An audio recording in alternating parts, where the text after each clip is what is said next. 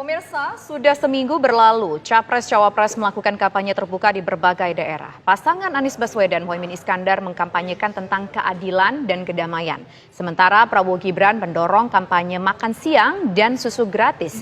Adapun Ganjar Pranowo dan Mahfud MD mengkampanyekan penolakan terhadap korupsi, kolusi, dan nepotisme. Ya, lalu sejauh mana kampanye ini mendorong tingkat keterpilihan capres-cawapresnya?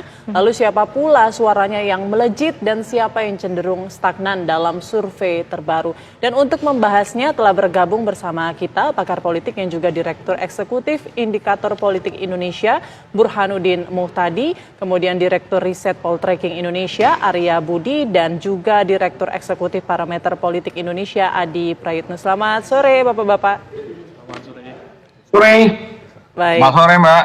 Baik, sore semuanya. Saya mungkin langsung ke Mas Arya Budi terlebih dahulu ya. Mas, ini seperti apa tren suara dari ketiga pasangan calon ini saat ini dibandingkan dengan awal November seperti apa saat ini?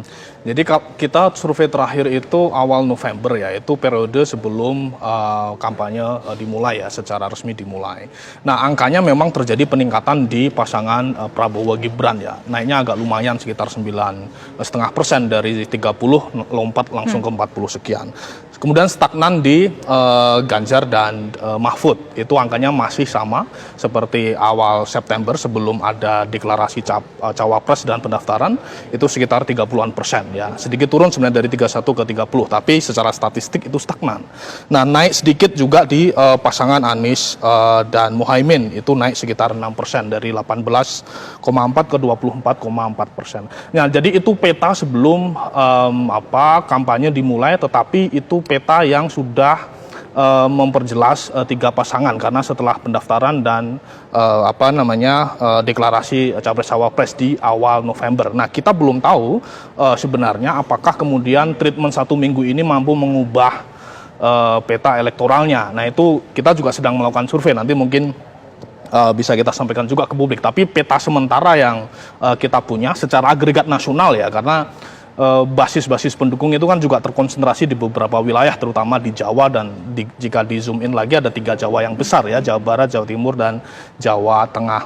Nah, tapi secara agregat memang petanya ada kenaikan dan penurunan atau stagnasi di 3 pasangan capres. Nah, ini kan cukup menarik, ada yang naik, ada yang stagnan. Kalau untuk yang naik ini, naiknya gara-gara apa sih? Apakah memang mungkin dari janji-janji kampanye yang disampaikan yang beberapa waktu belakangan ini, atau apa, mungkin ada apa lagi? Kalau janji kampanye, visi misi sebenarnya beredar cukup masif baru beberapa hari belakangan ya, menjelang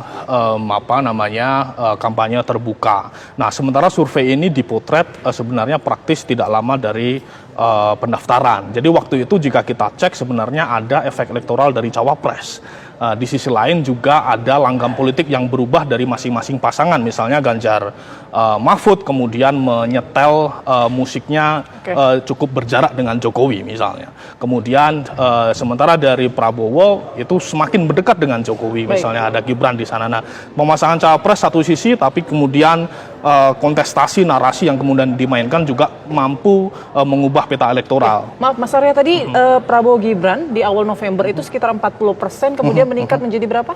Jadi 40,2% itu di November, itu meningkat dari bulan September. Nah, September itu dia angkanya sekitar 30-an%. Nah, di jadi awal Desember ini? Nah, belum. Kita masih